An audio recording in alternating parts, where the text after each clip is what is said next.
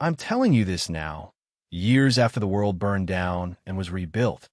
I want you to understand how a life can be balanced on the edge of a knife, and how sometimes the only way to be saved is to fall into the arms of the one holding the blade. It began, as so many endings do, at a party. A universe of crystal and hushed money, where every smile was a transaction and every kindness a debt. My story, the real one, started the night my son's life was priced, and I found it was a cost I could not pay. It was the night I ran from the man I was supposed to marry and collided with the man I should have feared most. The man my son, in his devastating innocence, would one day look upon and ask a question that would shatter everything. "Are you my daddy?" He asked this at a funeral of all places. He asked it of Adrian Thorne, a man whose name was a whisper of fear in rooms just like this one. And Adrian Thorne, the man they called Silas, the silent king of a violent, hidden world, counted the years on his fingers and went pale. But before that moment, before the truth became a ghost between us, there was the desperation. There was the gala. The air in the ballroom was thick with the scent of lilies and ambition. It clung to the back of my throat, a sweet poison. I stood near the French doors, a ghost in a borrowed dress, the silk feeling like a shroud against my skin. My fingers were cold, wrapped around the stem of champagne flute I hadn't touched. The glass felt like a shard of ice. Across the room, my fiancé, Dr. Julian Croft, was holding court. He was a masterpiece of public charm.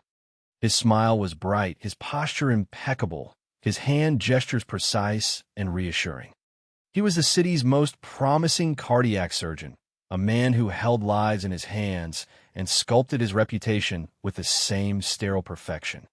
To them, he was a savior. To me, he was the man who let our son die. Not with a knife or a poison, but with a signature, or the lack of one. My son, Leo, was 5 years old. He had my eyes and a heart that was failing. A rare congenital defect, a ticking clock inside his small chest. There was a surgery, experimental, expensive, and not yet approved by the hospital's main board. A board on which Julian held a powerful, decisive seat. He was the gatekeeper. I had the paperwork clutched in my small purse, a crumpled testament to a mother's hope. It felt heavier than the entire glittering, oblivious room. I had tried talking to him, pleading with him. In the sterile silence of our apartment, where love had long since flatlined, I had begged. He had listened with the detached patience of a clinician diagnosing a fever. "Alara, it's too risky," he'd said, his voice smooth as polished steel. "The procedure has a low success rate. It could damage my professional standing if it fails." His standing. Not our son's life. His reputation. "He is your son, Julian," I had whispered, the words feeling raw and useless. He had looked away then, a flicker of something ugly in his eyes. "We've discussed this. Tonight was the hospital's annual fundraising gala. It was Julian's night. He was the star, the golden boy, and I was his perfectly curated accessory. But the clock was ticking. Leo's doctor had called that afternoon. His condition was worsening. The window for the surgery was closing. Desperation was a physical thing. It was a fire in my lungs, a tremor in my hands. I watched him laugh, a perfect false sound that didn't reach his eyes. He was surrounded by the city's elite, by men and women who could write a check and save a life without a second thought. But their money was for the hospital's new wing, for the prestige. Not for one small, inconvenient boy. I had tried one last time. Here, in public, where his precious image was on full display. Maybe shame would succeed where love had failed. I started walking toward him. Each step was a lifetime. The sea of faces parted for me, their smiles faltering with curiosity. The fiancée, the quiet, pretty girl on the arm of the brilliant Dr. Croft. Julian saw me coming. The warmth in his eyes instantly chilled. It was a subtle shift, a closing of a door that only I could see. "Alara," he said, his voice a low warning disguised as a greeting. He placed a hand on my arm, his grip just a little too tight. "Is everything all right?" No, I said, my voice trembling but clear. Nothing is all right. I pulled the crumpled papers from my purse. Julian, please. You have to sign them. Dr. Evans said we are out of time. His smile was a mask of concern, but his eyes were chips of ice. My dear, we're at a party, he murmured, for the benefit of the people leaning in to listen. This isn't the time or the place. It's the only time left, I insisted, my voice rising. He needs this. He needs you. A woman beside him, Julian's sister, Amelia, scoffed. Her dress cost more than my car. Her face was a sculpture of disdain. Honestly, Julian, she said, her voice dripping with condescension, you must do something about her hysterics. Julian's grip on my arm tightened. It was a snake coiling. Alara, he said, his voice now taking on a tone of patronizing sympathy. He was performing for his audience. I know you're under a great deal of stress. We all are. He turned slightly, addressing the small circle of onlookers. It's been very difficult, he said, his expression a perfect portrait of sorrow. The boy's condition. It has taken a toll on her. The boy. Not my son. Not our son. The boy. A clinical detachment. A public distancing. The air left my lungs. He is your son, I whispered, the words a ragged tear in the fabric of the party's polite hum. Julian sighed, a long, suffering sound. He shook his head sadly. Alara, please. Don't do this. His eyes met mine, and in them I saw the final brutal truth. He wasn't just refusing. He was erasing. He was erasing Leo. He was erasing me. Is it the money? I asked, my voice cracking. Because I will. I will find it. I will sell everything. He let out a short, bitter laugh. It was a terrible sound. You have nothing to sell, Alara, he said, his voice dropping to a vicious whisper that only I could hear. And you know as well as I do, the questions surrounding his parentage make this complicated. It was a lie. A monstrous, calculated lie. A lie he had held in reserve. A final weapon to destroy me if I ever became too inconvenient. And he had just deployed it. The blood drained from my face. The murmurs around us changed from curious to pitying to judging. I saw in their eyes the unstable, gold-digging fiancé making a scene, trying to trap the brilliant doctor with a child that might not even be his. The humiliation was a physical blow. It buckled my knees. I looked at Julian, at this polished monster I had once thought I loved, and I saw him for what he was. A hollow man, a coward wrapped in a surgeon's coat. I said nothing. There was nothing left to say. I turned and ran. I didn't know where I was going. Away. Away from the whispers, the pity, the crushing weight of Julian's cruelty. I ran through the ballroom, a blur of borrowed silk and shame. I pushed past a waiter, his tray of glasses crashing to the floor. The sound was like a gunshot, echoing the shattering of my life. I fled down a hallway, my heels catching on a plush carpet. I saw a bank of elevators at the end of the corridor. One was marked private. I didn't care. I jabbed the button, my breath coming in ragged sobs. I just needed to escape, to be in a small, closed space where no one could see me. The doors slid open with a soft, expensive whoosh. The elevator was not empty. 2 men stood inside. One was enormous, a mountain in a perfectly tailored suit, his face a mask of impassive vigilance. The other was Adrian Thorne. I knew who he was. Everyone knew. He was a specter in the city's financial world, a man who bought and sold corporations with the same detached air with which other men ordered coffee. His name was associated with power, with silence, with things that were better left unsaid. They called him Silas. He owned buildings. He owned politicians. He owned fear. He was standing in the back of the elevator, his hands in his pockets, watching the world with eyes that missed nothing. They were the color of a winter sky, cold and vast and deep. For a heartbeat, I froze. Running from a monster, I had stumbled into the den of a leviathan. The large man, his bodyguard, took a half-step forward, a silent, immediate threat. Adrian Thorne didn't move. He just lifted a single finger. A tiny gesture. The mountain of man stopped instantly. I stumbled into the elevator, the doors sliding shut behind me, sealing me in with them. The silence was absolute. It was more terrifying than the noise of the party. I leaned against the wall, trying to breathe, my body shaking with silent sobs. I was a mess. My mascara was running. My hair was coming undone. The crumpled hospital papers were still clutched in my fist. I waited for him to speak, to order me out, to ask what I was doing. He said nothing. The elevator began to descend, a smooth, silent drop. I risked a glance at him. He wasn't looking at my face. His gaze was fixed on my hand, on the wrinkled, tear-stained pamphlet for the Matthews Protocol for Pediatric Cardiac Reconstruction. The silence stretched, thick and heavy. I felt his eyes lift from the paper to my face. I expected a question of dismissal. What do you want? Or get out. But the question he asked was quiet, precise, and utterly unexpected. Who made you run? His voice was low, a gravelly murmur that seemed to absorb the sound around it. It wasn't a question of curiosity.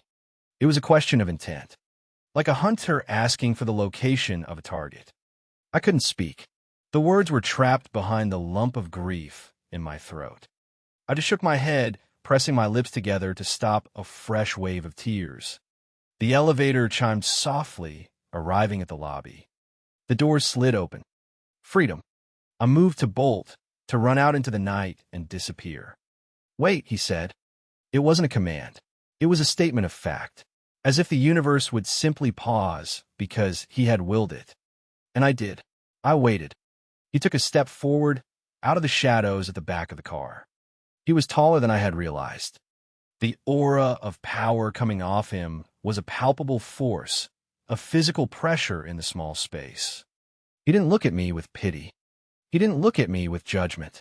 He looked at me with an unnerving, analytical focus, as if I were a puzzle he was calmly solving.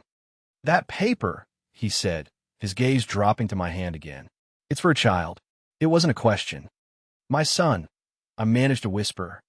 He nodded slowly, his eyes holding mine. He is sick. He's dying. I corrected, the word raw and brutal in the quiet elevator. For the first time, something flickered in those winter sky eyes.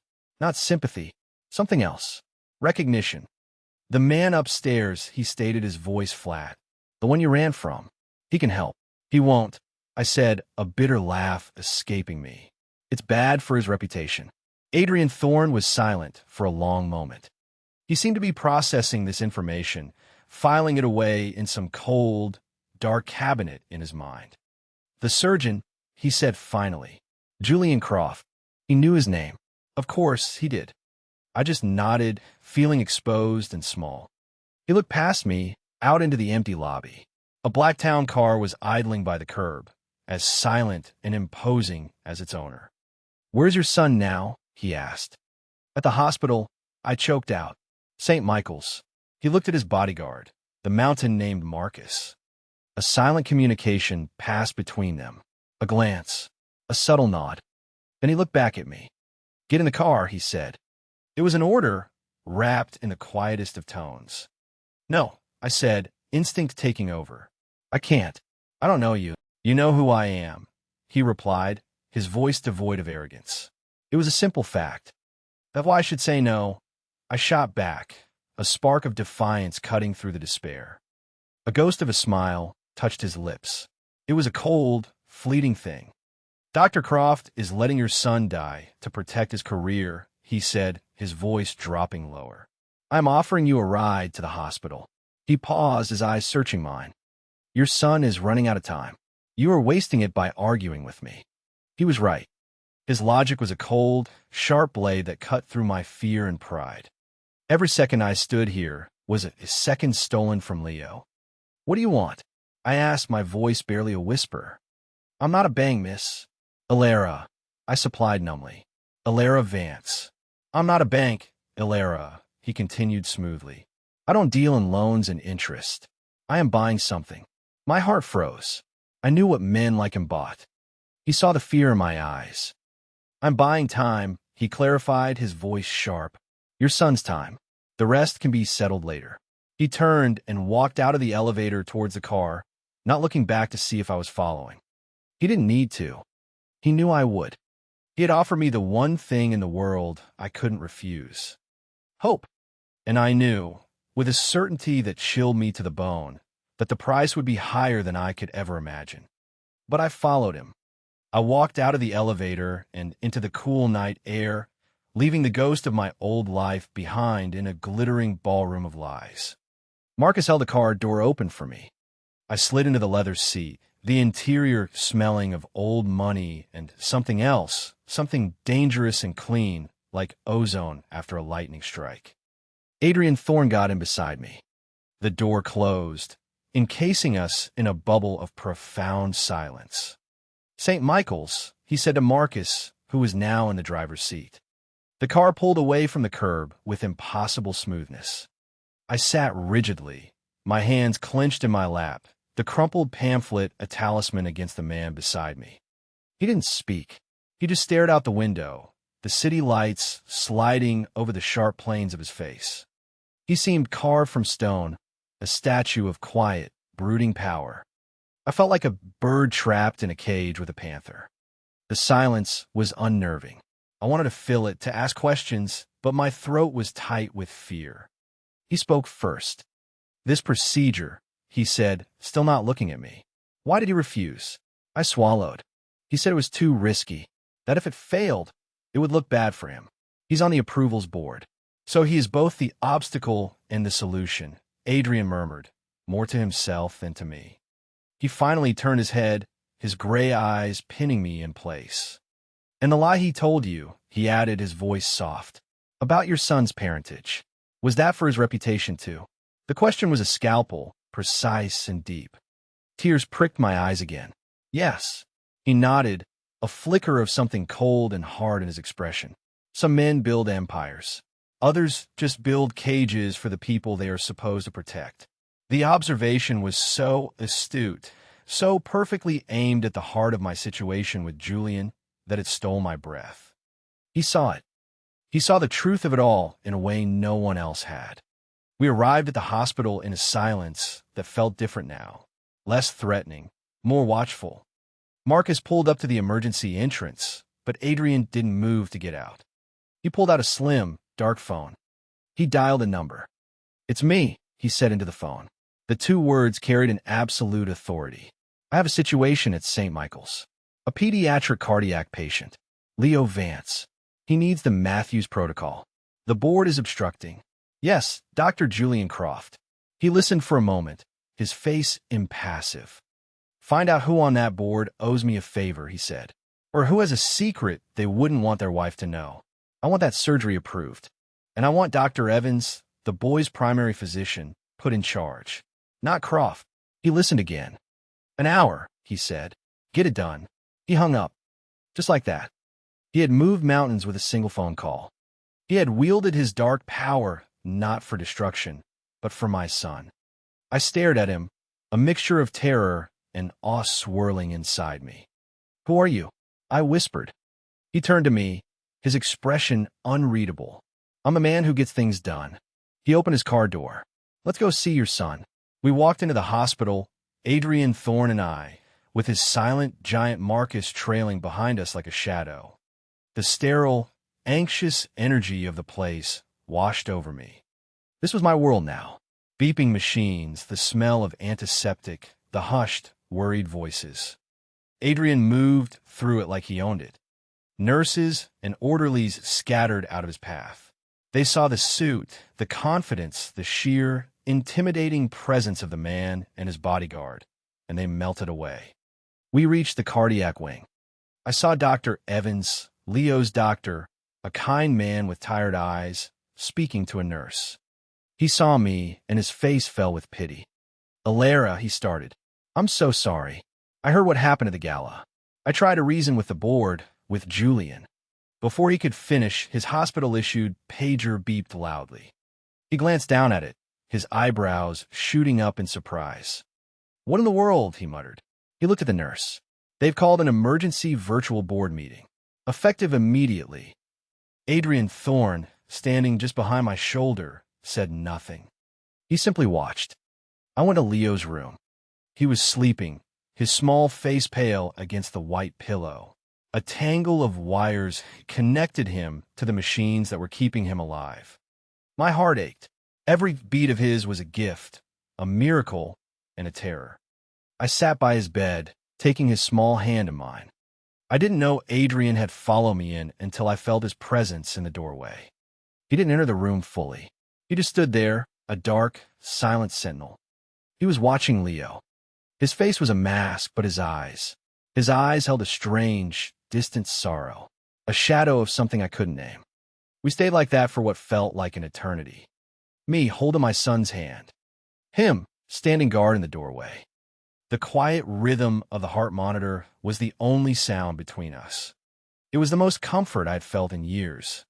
The presence of this dangerous, terrifying man was a shield against the world. After about 45 minutes, Dr. Evans appeared at the door, his face flushed with disbelief. He looked from me to Adrian Thorne, his expression a mixture of confusion and awe. "It's approved," he said, his voice breathless. "The surgery, it's fully funded. An anonymous donation, they're saying. And the board has unanimously approved the procedure." He shook his head, looking directly at Adrian. "They put me in charge. They practically insisted." Adrian gave a slight, almost imperceptible nod. "Then you should get to work, doctor," he said quietly. Dr. Evans, a man of science and medicine, just stared for a second longer at the man who had just performed a miracle of a different kind. He nodded, a new energy in his step. "We're prepping him now. We could do it tonight." He left, and the room was quiet again. I looked at Adrian, my throat thick with unshed tears. "Thank you," I whispered. It was a pathetic, inadequate word for what he had just done. He had saved my son's life. "I told you," he said, his voice low. "I bought his time. He needs it more than I do." He turned to leave. "Wait," I called out. "Where are you going?" "I have business to attend to," he said. "But what do I owe you?" I asked, the question hanging in the air, heavy with unspoken fears. He paused in the doorway, his back to me. "For now," he said, without turning around, "you owe me nothing. Just stay with your son." And then he was gone. Marcus, the silent giant, gave me a single, assessing look, then followed his boss down the hallway. I was left alone in the quiet room with my sleeping son and the deafening sound of a debt I could never repay. The next few weeks were a blur of antiseptic smells and sleepless nights spent in uncomfortable hospital chairs. Leo's surgery was a success. Dr. Evans was a genius, a true artist with a scalpel. He had repaired my son's fragile heart. The recovery was slow, but every day, a little more color returned to Leo's cheeks. His laughter, when it finally came, was the most beautiful sound I had ever heard. During that time, the world outside the hospital walls shifted. Julian tried to contact me. First, it was a text. "Alara, we need to talk." I was under a lot of pressure. I deleted it. Then a voicemail, his voice oozing a false sincerity that made my skin crawl. "Darling, I've been so worried. I heard the good news about the surgery. I'm so glad they found a donor. Let me help." He was trying to rewrite history, to paint himself as the concerned partner, sidelined by anonymous benefactors. I blocked his number. Then the flowers started arriving. Enormous, ostentatious bouquets that filled the small hospital room with a cloying, funereal scent. The card always said the same thing. "I love you. Let's fix this. Gee." I had the nurses throw them away. Adrian Thorne was a ghost. He didn't call. He didn't appear. But his presence was everywhere. The hospital bills that never arrived. The private room that was suddenly made available for Leo's recovery. The top-tier specialist who consulted on Leo's case. They were all marks of his invisible hand. He was protecting us from a distance, a silent, powerful guardian angel with a terrifying reputation. One afternoon, Marcus, the silent bodyguard, appeared at the hospital. He didn't say a word. He just handed me a thick envelope and a small, sleek burner phone. "Mr. Thorne thought you might need this," he said, his voice a low rumble, surprising me after weeks of silence. "The phone is for emergencies. Only he has the other number." I opened the envelope. Inside was a key card to a high-end residential hotel and a cashier's check for an amount that made my head spin. "I can't accept this," I said, trying to hand it back. Marcus didn't take it. "It is not a gift," he said, his expression unchanging. "It is a resource. Your fiancé has been displeased. Your apartment is no longer safe." A chill went down my spine. "What did he do?" "Mr. Croft has been telling people you are unstable," Marcus stated flatly. "He is building a narrative. He has also had you followed." The world tilted slightly. Julian wasn't just trying to win me back. He was trying to discredit me, to control the story. "Why?" I asked, though I already knew the answer. "Because you're a loose end," Marcus said, "and Mr. Thorne does not like loose ends." He turned to leave. Tell him thank you," I said quietly. Marcus paused. "Gratitude is a liability, Miss Vance. He prefers loyalty." He left me standing in the hallway, the keycard feeling like a brand in my hand. A few days later, Julian escalated. A gossip column in a city paper ran a story.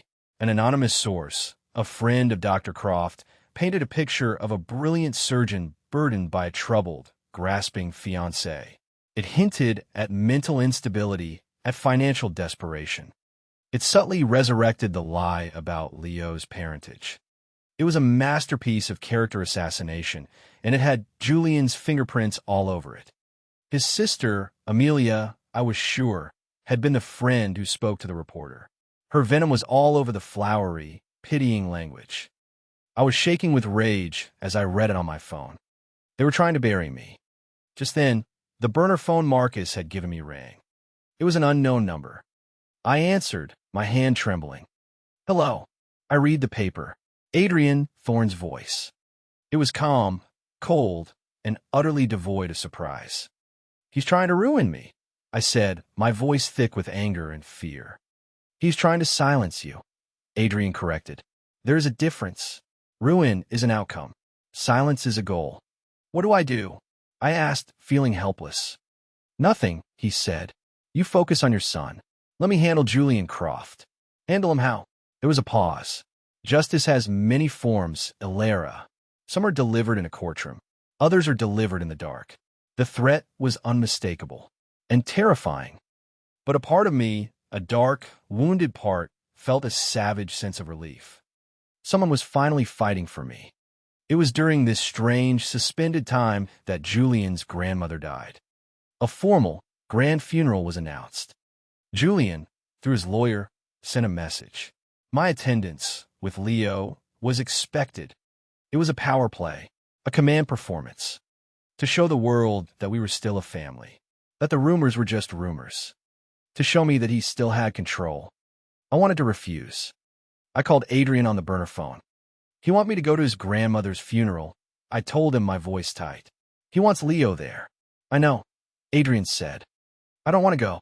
"You should," he replied, surprising me. "Why? Why would I put myself through that?"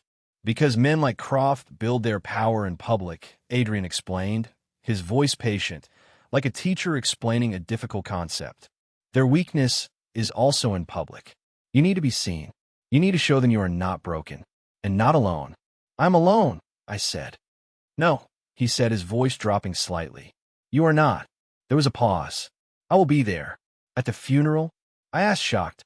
"I have business with one of the other mourners," he said evasively. "Go to the funeral, Ilera. Hold your head high. Let him see that his poison has not worked." And so I went. I dressed myself in a simple, elegant black dress. I dressed Leo, now vibrant and healthy, in a small, dark suit. He looked like a little man, his face serious. We walked into the cavernous, cold church, two small figures against the weight of a family that despised us. Julian was at the front, the grieving grandson. He saw us, and a flicker of triumph crossed his face. He had commanded, and I had obeyed. His sister Amelia glared at me, her eyes filled with pure hatred. I ignored them. I found a seat in a pew near the back, holding Leo's hand tightly.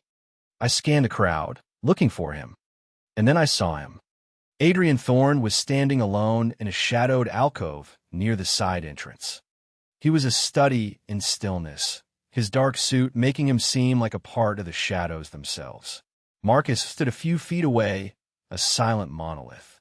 Adrian wasn't looking at the altar. He was watching me. His presence was a silent promise, a shield I could feel even from across the vast, cold room. I held his gaze for a moment, and he gave me the slightest of nods. I am here. I took a deep breath and turned my attention to my son. The service was long and impersonal. Leo grew restless. He didn't understand death. He just knew he was in a sad, quiet place. He tugged on my sleeve. "Mama, can we go?" "Soon, sweetie," I whispered. He squirmed, his attention drifting. His eyes scanned the church, the stained glass, the faces of the strangers. And then his gaze landed on the man in the shadows. He stared at Adrian for a long time, his head tilted in childish curiosity. Adrian, who felt the weight of the child's stare, looked back. Their eyes met across the church, the innocent boy and the dangerous man. Leo tugged on my sleeve again, harder this time. "Mama," he whispered. "Who is that man?" "He's a friend," I said, the word feeling inadequate and complicated. Leo considered this. He looked at Julian, standing at the front, looking important and sad. Then he looked back at Adrian, standing in the shadows, looking powerful and still. His child's mind was trying to make sense of the world, of the man who was supposed to be his father but ignored him, of the strange, quiet man his mother seemed to know. Before I could stop him, Leo slipped his hand from mine. He slid off the pew and started walking. A small, determined figure in a tiny suit, walking straight towards the alcove. My heart stopped. I started to get up to call him back, but something held me in my seat. A few people turned to watch the small boy on his strange pilgrimage. Julian, distracted from his performance of grief, frowned in annoyance. Leo walked right up to Adrian Thorne. He stopped a few feet away and looked up at the tall, imposing man. Marcus tensed, but Adrian held up a hand, just as he had in the elevator. The church was filled with the droning voice of the priest, but in that small corner, a pocket of absolute silence had formed. Leo tilted his head, his expression one of pure, unfiltered innocence. He looked at this man who had been a silent guardian, a faceless benefactor. This man who looked at his mother with an intensity no one else did. And then he asked the question that would change everything. "Are you my daddy?" The words were a child's whisper, but they echoed in the silence of the alcove like a thunderclap. From across the church, I saw Adrian Thorne freeze. The mask of cold composure he wore so perfectly didn't crack. It shattered. He stared down at my son, his face suddenly, shockingly pale. I saw his hand, which had been hanging loosely at his side, clench into a fist. He didn't answer. He couldn't. His mind, a machine of calculation and strategy, was working furiously. I could see it in his eyes. The boy was 5, healthy now, but small for his age. He knew Alara had been with Julian Croft for about 6 years. The timeline was public knowledge, part of the society page's story. But there was another timeline, a private one, a timeline only he remembered with perfect, eidetic clarity. Almost 6 years ago, a charity event, not unlike the one where he'd found her crying. A different woman then, younger, not yet trapped, a secretary for one of the event sponsors, bright, quiet, with a sad smile that had caught his attention. He had been younger, too, before the name Silas had fully eclipsed Adrian Thorne. Still building his empire, still honing his ruthlessness. They had talked. She was clever. She wasn't impressed by his money or his power. There had been an attraction, a spark of heat in the cold, transactional world they both inhabited for the evening. One night, a single, anonymous night in a hotel suite overlooking the city. No names exchanged, a silent agreement that it was a fleeting thing. He had woken up in the morning, and she was gone. He had never seen her again, until he saw her on the arm of Julian Croft a year later. Engaged, trapped, the light in her eyes dimmed. He had recognized her instantly. She had never given any sign that she recognized him. He had assumed she had forgotten, or chosen to forget. He had respected that, keeping his distance, a silent, unknown observer of her life. Until the night she had stumbled into his elevator, broken and desperate. Now, standing in the cold light of a church, her son was looking up at him. His mind was counting. 5 years and a handful of months since that night. The math was simple. It was brutal. It was undeniable. His gaze shot across the church, meeting my own. In his eyes, I saw the shock, the dawning, horrifying realization. And I knew that he remembered. The one night I had tried so hard to forget. A moment of lonely recklessness before I resigned myself to a life with Julian. A night that I had convinced myself was a dream, a fantasy. A night that had resulted in the beautiful, miraculous boy who was now staring up at his biological father. The world tilted on its axis. Julian had used the question of Leo's parentage as a weapon to control me, never truly believing the lie himself. But it wasn't a lie. Not entirely. Leo was not Julian Croft's son. He was the son of Adrian Thorne. Adrian finally moved.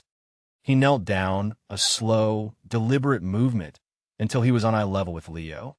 The powerful, feared man, kneeling before a small child in a church. He didn't answer the question. Instead, he asked one of his own, his voice raspy and strange.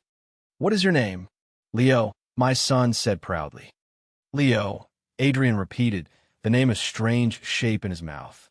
He reached out a hand, not to touch Leo, but as if to feel the air around him. "You are a very brave boy, Leo," he said, his voice thick with an emotion I had never heard from him before.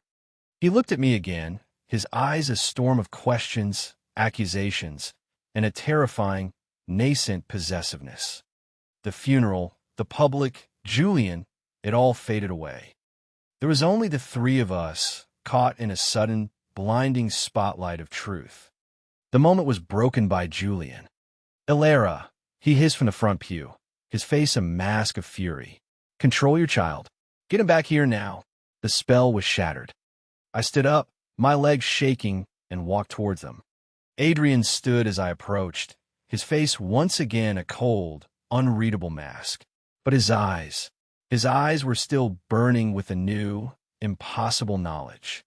"Leo, come here," I said softly, holding out my hand. Leo took it, looking from me to Adrian, confused by the sudden tension. I couldn't look at Adrian. "I'm sorry," I whispered, a meaningless apology for a secret that was now a chasm between us. I led Leo back to our pew, my heart hammering against my ribs. For the rest of the service, I could feel Adrian Thorne's eyes on me. It was no longer the gaze of a protector. It was the gaze of a man who had just had his world stolen and found again in the space of a single heartbeat. It was the gaze of a king who had just discovered a hidden heir. When the service ended, I grabbed Leo's hand and fled, just as I had at the gala. But this time, I wasn't running from a lie. I was running from the truth. And I knew, with a chilling certainty, that Adrian Thorne would follow. The aftermath of the funeral was a deafening silence. Adrian didn't call. Julian, furious at the public disruption, sent a single, venomous text. "You will regret embarrassing me." I took Leo back to the residential hotel, a gilded cage provided by a man who was now a bigger threat than Julian had ever been. I spent 2 days waiting for the axe to fall. I replayed that one night in my head, the night I had buried under years of regret and denial. A stranger, a handsome, quiet, intense man who had seen the loneliness in my eyes and offered a few hours of escape. I had run before dawn, ashamed and convinced I would never see him again. Weeks later, when I found out I was pregnant, I had panicked. Julian and I had just gotten serious. It was easier, safer, to believe the child was his. Julian, eager to cement his image as a stable family man on the path to success, had accepted it without question. The lie had become my reality, until it all fell apart. On the third day, Marcus appeared at my door. "Mr. Thorne wishes to see you," he said, his voice flat. "And Leo?" I asked, my heart pounding. "He wishes to see you alone." Marcus clarified. A car is waiting. The hotel had trusted childcare. I left Leo there, my hand shaking as I signed him in. The car took me not to an office, but to a vast, modern penthouse apartment overlooking the entire city. The view was dizzying. Adrian was standing by the floor-to-ceiling windows, his back to me. He didn't turn when I entered. "He has my eyes," he said. It wasn't a question. I didn't know. I whispered, which was its own kind of lie. I hadn't let myself know. He turned around slowly. The cold composure was gone. His face was raw, his eyes burning with a fire of betrayal and something that looked terrifyingly like pain. "Don't lie to me, Ilera," he said, his voice dangerously soft. "Not anymore. I lied to myself. I admitted, my voice trembling. It was easier. He took a step closer. "You let my son, call that pathetic excuse for a man father.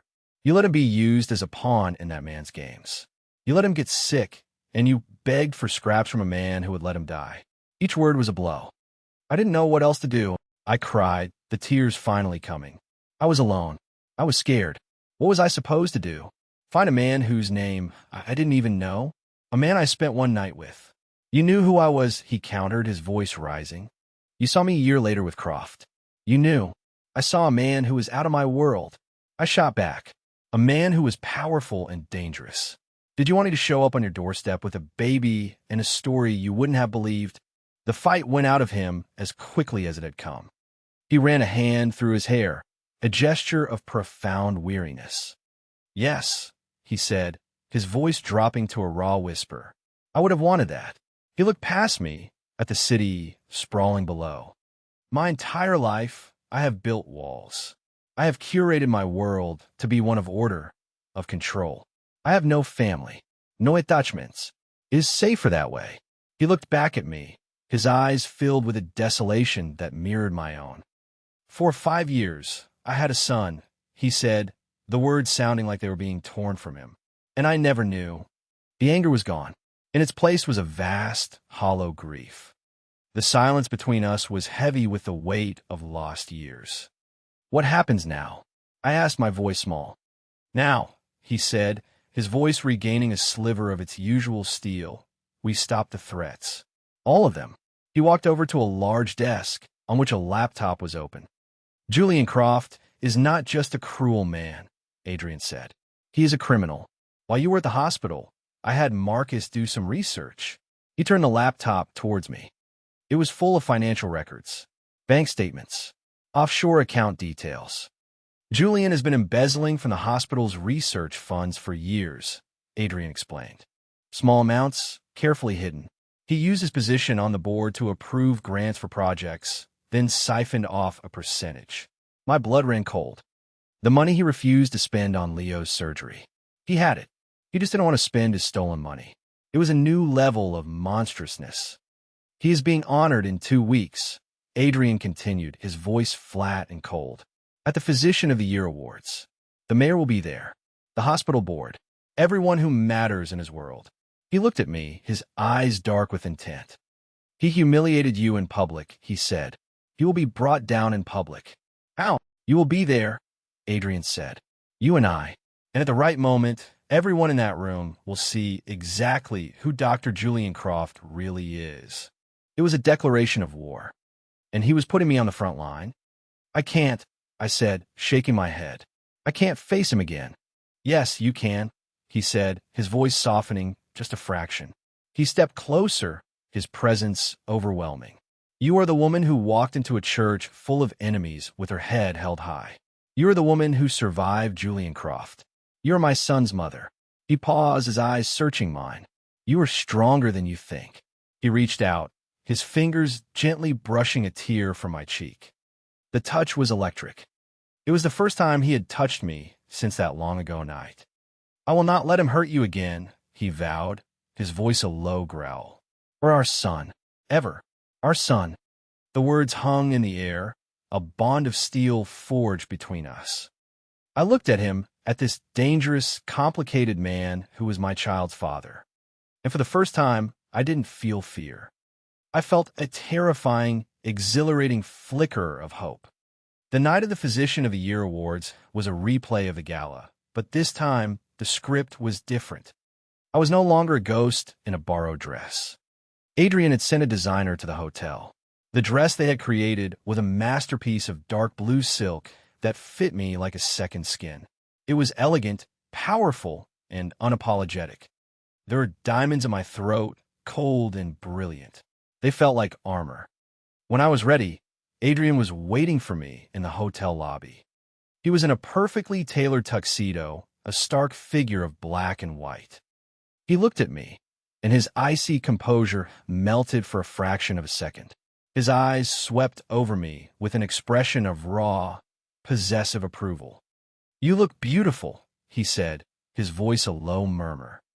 "I feel like I'm going into battle," I confessed. "You are," he said, offering me his arm. "But this time, you are not unarmed." His touch was firm, grounding. We walked into the grand ballroom of the city's most exclusive hotel, and a hush fell over the room. Heads turned. Whispers erupted.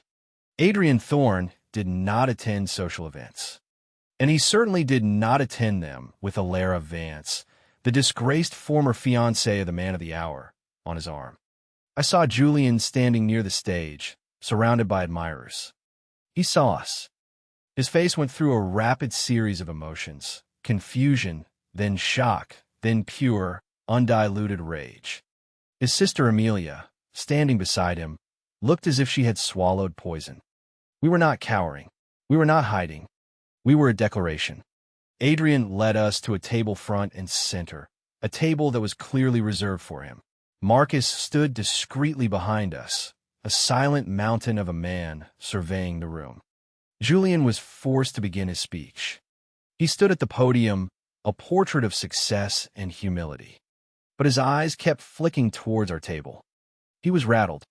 "This award, it is not just for me," he began, his voice smooth but strained.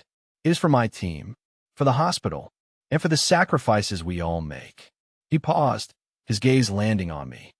"As many of you know," he said, his voice taking on a somber tone, "my personal life has had its challenges. It is difficult to balance the demands of this profession with other pressures." He was doing it again, painting himself as the victim, painting me as the burden. "But it is in these moments of trial that our character is forged," he continued, warming to his theme. "And I have dedicated myself, above all else, to my work, to saving lives." He smiled, a benevolent false smile. "Which is why I am proud to announce the formation of a new charitable fund, the Croft Foundation for Pediatric Care, to help families facing overwhelming medical costs." The room erupted in applause. It was a brilliant move, a final, public act of manipulation. He was using Leo's illness, my desperation, as a platform for his own glory. Adrian leaned towards me, his voice a whisper in my ear. "Now," he said. My heart hammered against my ribs. I stood up. The applause died down as all eyes turned to me. I took a deep breath, Adrian's strength a tangible force beside me. "That is a wonderful idea, Julian," I said, my voice shaking but carrying across the silent room. "A fund for children." Julian's smile tightened. "Alara, please, sit down. I'm just wondering," I continued, taking a step towards the stage. "Will this fund be for all children, or just the ones who are good for your reputation?" A collective gasp went through the audience. "She's hysterical," Amelia snapped from her seat. "Someone get her out of here. Or will the money for this fund," I went on, my voice growing stronger, "come from the same place you've been stealing from for the past 3 years?" Julian's face went white. "This is slander," he sputtered. "Security, is it?" Adrian Thorne's voice cut through the tension like a razor. He stood up, holding a small remote in his hand. "I believe in transparency," he said calmly, looking around at the powerful, confused faces in the room. "Don't you, Dr. Croft?" He pressed a button. The large screens on either side of the stage, which had been showing Julian's smiling face, flickered, and then they lit up with spreadsheets. Bank records, offshore account numbers, transfers from the St. Michael's Research Fund into an account in the Cayman Islands under the name J. Croft. The numbers were undeniable. The murmurs in the room grew into a roar of shock and outrage. "This is fabricated," Julian yelled, his composure shattering completely. "This is a lie." "Is it?" Adrian said again. He pressed another button. The screens changed. Now it was an audio file, a waveform dancing across the screen. And then Julian's voice filled the ballroom. Cold, cruel, and unmistakable. The boy's condition. It has taken a toll on her. The questions surrounding his parentage make this complicated. It was a recording from the gala. From a night he had destroyed me.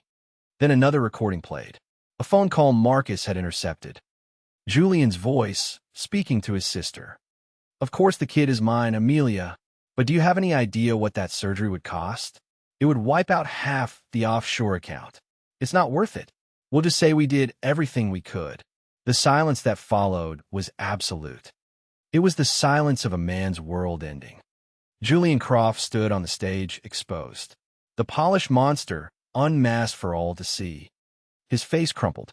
The brilliant surgeon, the man of the year, was gone. In his place was a petty, terrified criminal. The chairman of the hospital board, a grim-faced man at a nearby table, stood up.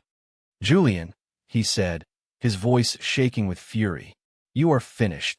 The collapse was immediate and total. The facade shattered. The reputation turned to dust. I stood there, watching the man who had tormented me for years be consumed by the fire of his own lies. I didn't feel triumph. I didn't feel joy. I felt quiet. The weight that had been crushing me for so long was finally, blessedly gone. Adrian came to my side, placing a hand on the small of my back. "It's over," he murmured. He led me out of the ballroom, away from the chaos of Julian's public execution. We walked in silence, back to the waiting car. As we slid into the quiet interior, I finally let out the breath I had been holding. I was free. I was truly, finally free. I looked at the man beside me, the architect of my liberation. The debt I owed him was no longer a weight. It was a bond, and I had no idea what to do with it. In the weeks that followed, the world righted itself. Julian Croft was arrested. The scandal was enormous, a spectacular fall from grace that dominated the news for days. His assets were frozen, his medical license revoked. He was facing a long prison sentence. He was nothing more than a ghost. Leo was thriving. We moved out of the hotel and into a quiet, sunlit apartment that Adrian had arranged. It wasn't opulent, but it was safe. It was a home. His name was on the lease. His protection was a silent, encompassing blanket over our lives. He ensured Leo had the best follow-up care, the best tutors, the best everything. He was providing for his son, but he kept his distance. He would call, his voice low and formal on the burner phone, to ask about Leo. He never asked about me. He was giving me space. He was waiting, and I was terrified. I was free from Julian, but was I just trading one cage for another? A gilded one, perhaps, but a cage nonetheless. I owed this man everything. My son's life. My freedom. My peace of mind. How could any choice I made be free under the weight of such a debt? One evening, about a month after the awards, he called. "I'd like to see him," he said, without preamble. "If that's all right." "Of course," I said, my heart starting to race. "He asks about you." "He does." There was a note of surprise, of vulnerability in his voice. "He calls you the quiet man," I said. There was a pause. "I'll be there in an hour." He arrived not as Silas the Untouchable, but as Adrian. He wore simple dark trousers and a gray cashmere sweater. He was without Marcus. He was alone. Leo, who was playing on the floor, looked up and his face broke into a huge smile. "The quiet man," he shouted and ran towards him. Adrian froze, just as he had in the church, a brief panic in his eyes. Then he knelt and caught Leo in a hug that was at once fierce and awkward, as if he were holding something infinitely precious and utterly terrifying. He held my son for a long moment, his eyes closed. I watched them, my throat tight. This was real. This was his son. Later, after Leo was asleep, Adrian and I sat in the quiet living room. The city lights twinkled outside the window. "Thank you for letting me see him," he said, breaking the silence. "He's your son, Adrian," I replied softly. "You don't need my permission." "Yes," he said, turning to look at me, his face serious. "Ido." He leaned forward, his hands clasped between his knees. "Alara, we need to talk about the debt." My stomach clenched. Here it was. "I know I owe you everything," I began, my voice unsteady. "No," he interrupted, holding up a hand. "Stop. You owe me nothing." I stared at him, confused. "Saving my son's life is not nothing," I said. "He is my son, too," he stated, his voice firm. "I was fulfilling an obligation I didn't know I had. I cleared a debt of my own, not created one for you." He took a breath. "As for Julian, I would have destroyed him anyway. For what he did, for what he was. You were simply the catalyst." He looked at me, his gray eyes searching mine. "I want to be clear. You are free. You can walk out of this apartment tomorrow and never see me again. I will continue to provide for Leo from a distance. That is my duty as his father. But you are not part of that obligation." The air left my lungs. He was giving me an out. A clean, absolute escape. "Why?" I whispered. "Because I don't want a debtor," he said, his voice dropping to a low, intense murmur. "I don't want someone who feels trapped. I lived my life surrounded by people who are bound to me by fear or obligation. I don't want that with you." He stood up and walked to the window, looking out at the city that he owned. "What do you want, Adrian?" I asked, my voice barely audible. He was silent for a long time. "When I saw you at that first gala," he said, his back still to me, "all those years ago, I saw a woman who was sad, but not broken. There was a light in you." He turned to face me. "When I saw you again with Croft, that light was gone. He had smothered it." He took a step closer. "And when you ran into my elevator, broken and weeping, all I could think about was putting that man's world to the torch for what he had done to you." He was standing in front of me now, his presence filling my small living room. "What I want, Alara," he said, his voice raw with an emotion he could no longer conceal, "is the woman I met that first night. The one who wasn't afraid of me. The one who laughed at my cynicism. The one who left before sunrise because she belonged to no one inch." He reached out, his hand hovering just inches from my face. "I don't want to own you," he whispered. "I want to know you, and I want to be a father to our son. Together." He dropped his hand, taking a step back. "The choice is yours," he said, "and I will wait for your answer, however long it takes." He turned and walked to the door. "Adrian," I called out. He stopped, his hand on the doorknob. "That night," I said, my voice shaking, "I ran because I was scared. Not of you. I was scared of what I felt." He didn't turn around, but I saw his shoulders tense. "I had a plan for my life," I continued, the words tumbling out. "A safe, predictable plan with a man who was supposed to be a good choice. And you were chaos. You were a fire, and I felt like paper." I stood up and walked towards him. "I've spent years being safe," I said, stopping just behind him, "and it almost destroyed me. It almost killed my son." He slowly turned to face me. The question was in his eyes. I gave him the answer. I reached up, my hands trembling, and placed them on his chest. I could feel his heart beating, a strong, steady rhythm beneath my palms. "I'm tired of being safe," I whispered. "I'm tired of being afraid." I looked up into his stormy gray eyes. "Stay," I said. "Please." It wasn't a plea of a debtor. It wasn't a request from a victim. It was a choice. My choice. A ghost of a smile, a real one this time, touched his lips. He raised his hand and gently cupped my jaw, his thumbs stroking my skin. "I'm not a good man, Alara," he murmured. "I know," I whispered back. "Julian was a good man. I think I'm done with good men." He leaned down, his forehead resting against mine. "I will never hurt you," he vowed. "Or him." "I know that too," I said. And in the quiet of our new home, with our son sleeping peacefully in the next room, he closed the small distance between us and kissed me.